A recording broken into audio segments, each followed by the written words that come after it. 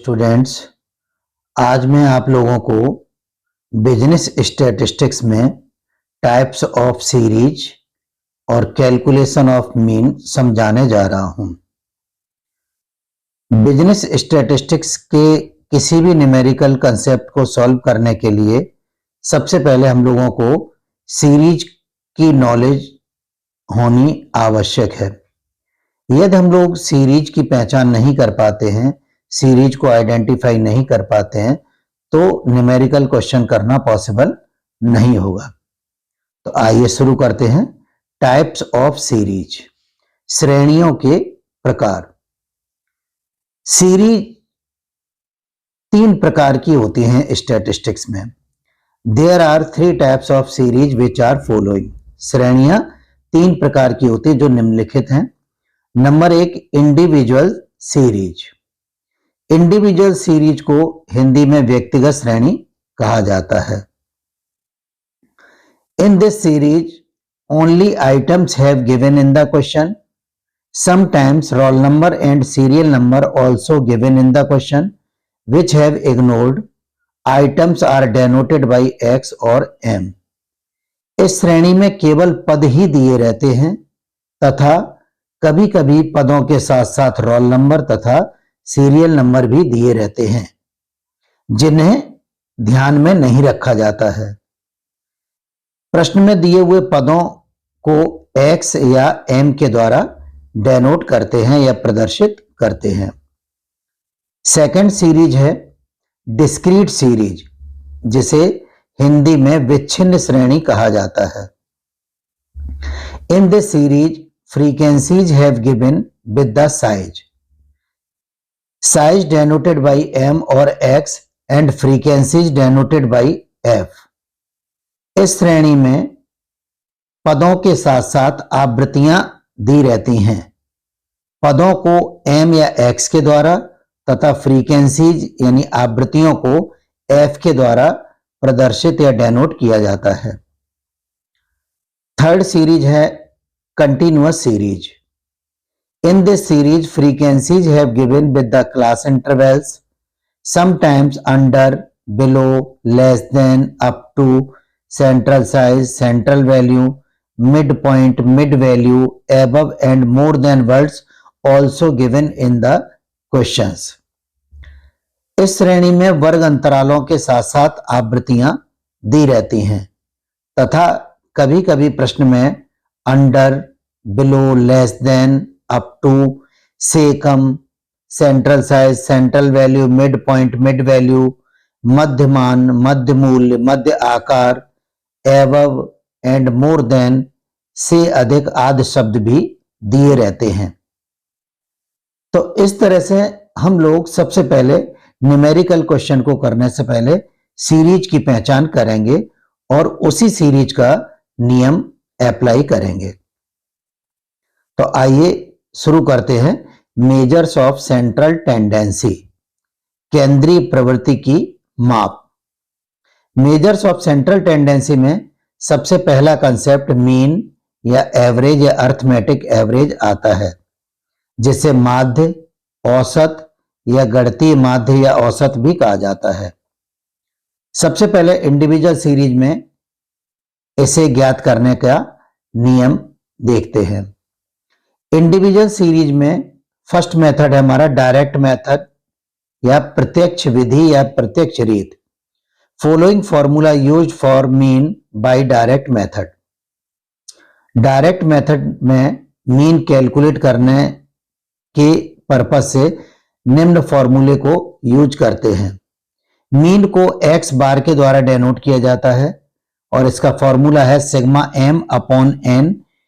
Question में जो item दिए गए हैं अगर उन्हें डेनोट हम लोगों ने m से किया है तो उनका टोटल सिग्मा m कहलाएगा और नंबर ऑफ आइटम n कहलाएंगे। और अगर क्वेश्चन में दिए गए पदों को हम लोगों ने x के द्वारा डेनोट किया गया तो उसके सम को या टोटल को सिग्मा x कहेंगे और नंबर ऑफ आइटम n हो जाएंगे। सिग्मा x और sigma m is equal to sum of items, पदों का योग। n is equal to number of items, पदों की संख्या। नंबर 2, शॉर्टकट मेथड, लघुरीत। Following formula used for mean by shortcut method. Mean को लघुरीत द्वारा ज्ञात करने के लिए निम्न सूत्र का प्रयोग करते हैं। Mean is equal to, mean को डेनोट किसी भी मेथड से करें, एक्स बार के द्वारा ही करेंगे। Mean is equal to A plus sigma D X upon N. A assumed mean, इसे कल्पित माध्य कहते हैं। किसी भी डिजिट से हम डेविएशन या विचलन ले सकते हैं। Sigma D X is equal to sum of deviation, विचलनों का योग। N is equal to number of items, पदों की संख्या। तो इस तरह से अब हम लोग न्यूमेरिकल क्वेश्चन सॉल्व करेंगे। क्वेश्चन नंबर फर्स्ट है, find out mean from the following series. अब फर्स्ट क्वेश्चन में ए पॉइंट दिया हुआ है, बी पॉइंट दिया गया है और सी पॉइंट दिया है। अब हमारे काम की जो इस क्वेश्चन में रो है वो केवल एक एक रो हमारे काम की है। इट मींस ये इंडिविजुअल सीरीज हो गई। फर्स्ट क्वेश्चन को सबसे पहले हम लोग डायरेक्ट मेथड से सॉल्व करते हैं। तो फर्स्ट क्वेश्चन है हमारा 7 5 9 8 6 4 8 1 2 3 2। अब इन आइटम्स को हम लोग एम के द्वारा डेनोट करते हैं।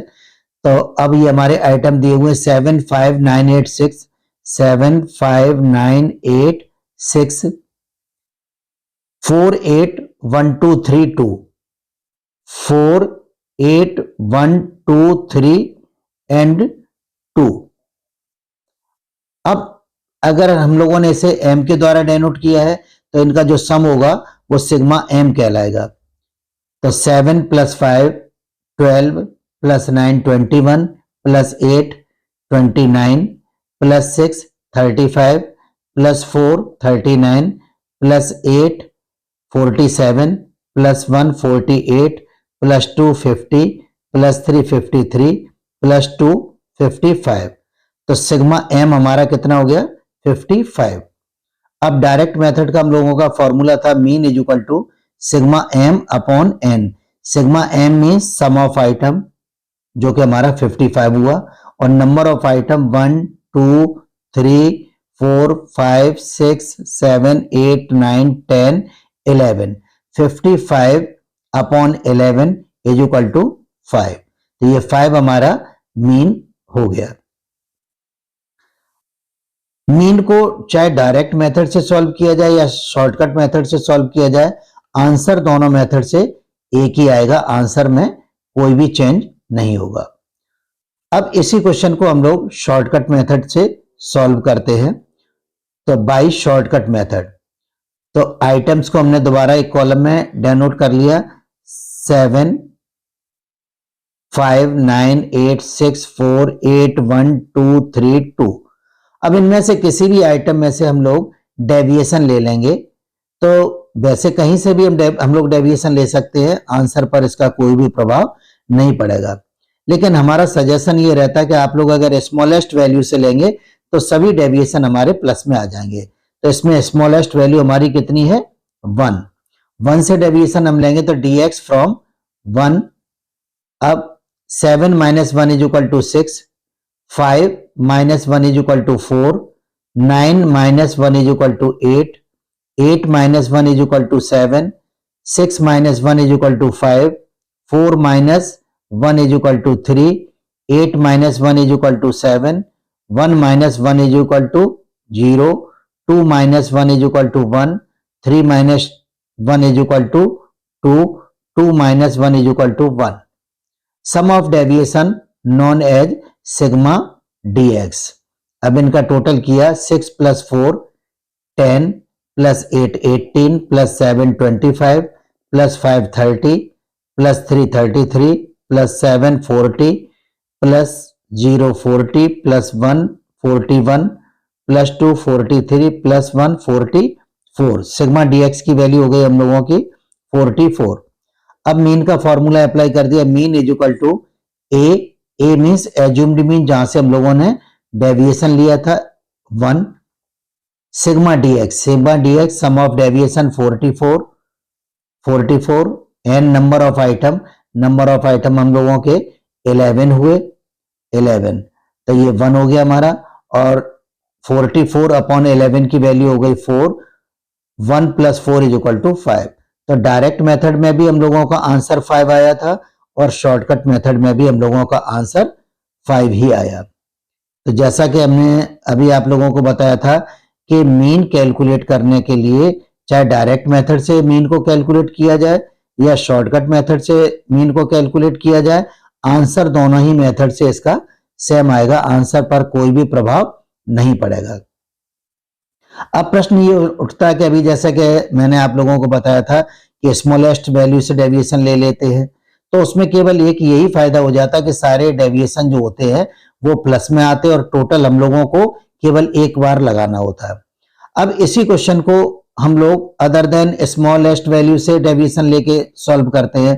तो इन आइटम्स को अभी हम लोगों ने दोबारा लिख लिया, 7 5 9 8 6 4 8 1 2 3 2।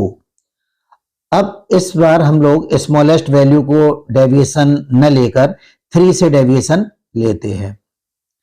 7 - 3 = 4, 5 - 3 = 2, 9 - 3 = 6, 8 - 3 = 5, 6 - 3 = 3, 4 - 3 = 1, 8 - 3 = 5, 1 - 3 = -2, 2 - 3 = -1, 3 - 3 = 0, 2 - 3 = -1।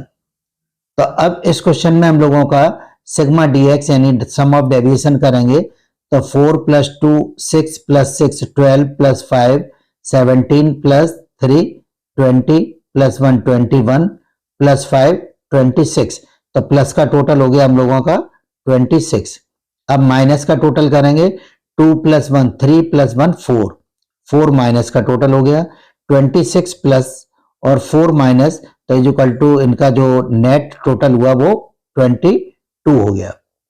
अब इस क्वेश्चन में हम फिर मीन का फॉर्मूला लगाते हैं, mean equal to a + sigma dx upon n।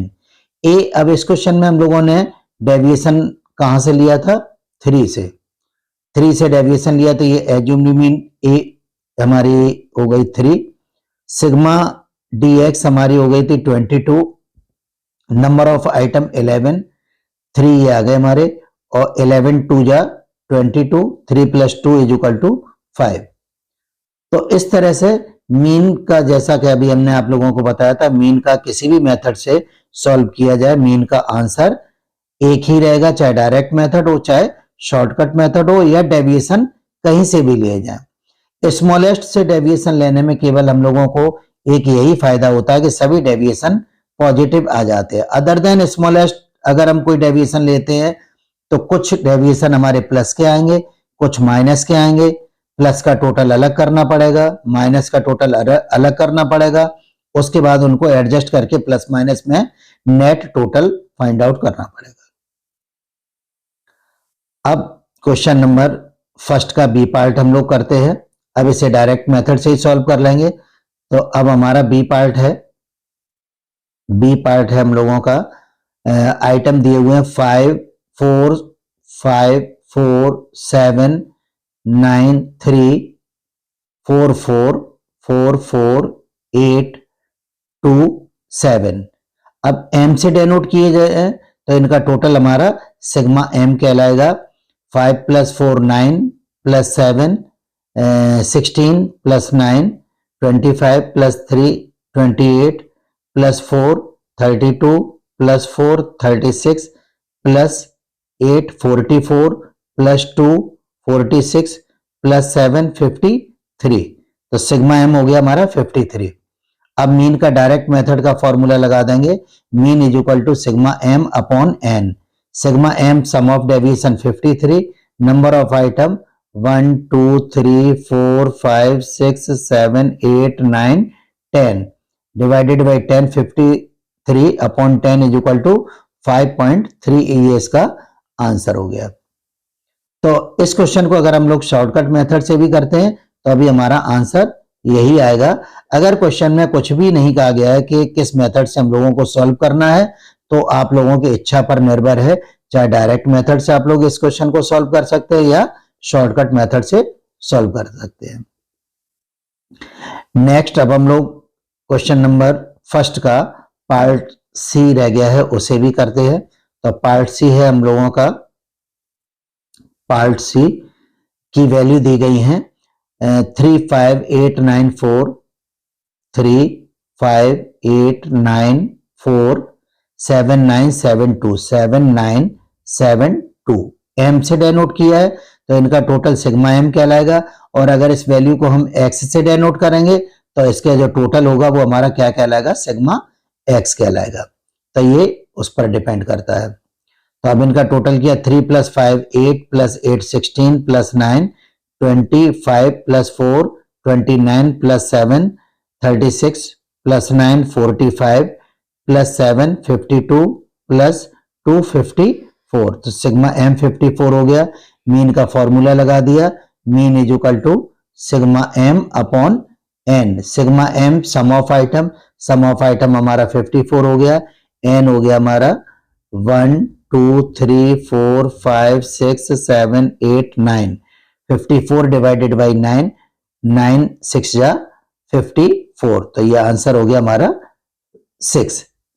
तो इस तरह से क्वेश्चन नंबर फर्स्ट के हमारे तीनों पार्ट सॉल्व हो गया।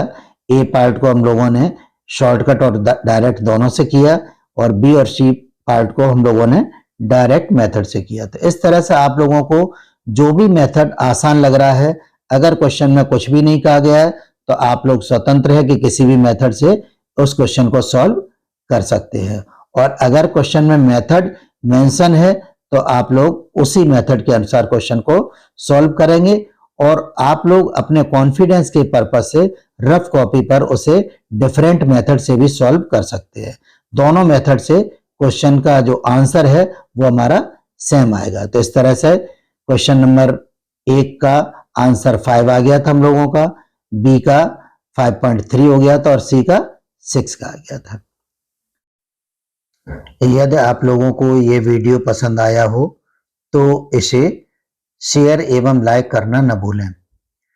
और यदि आप लोगों को बिजनेस स्टैटिस्टिक्स का complete solution, numerical question plus theoretical question का कंप्लीट कोर्स चाहिए, तो आप लोग प्ले स्टोर से commerce by doctor JK Saxena app को डाउनलोड कर लें, तथा उसमें सभी कोर्स उपलब्ध हैं। आप लोगों को जिस कोर्स की भी आवश्यकता है उस कोर्स को आप लोग वहां से ले सकते हैं। ऐप का लिंक मैंने डिस्क्रिप्शन में भी दे दिया है, तो आप लोग उस ऐप को अवश्य डाउनलोड कर लें। उसमें बहुत सारा यूजफुल कोर्स आपके क्लास से रिलेटेड दिया गया है। Thanks for watching.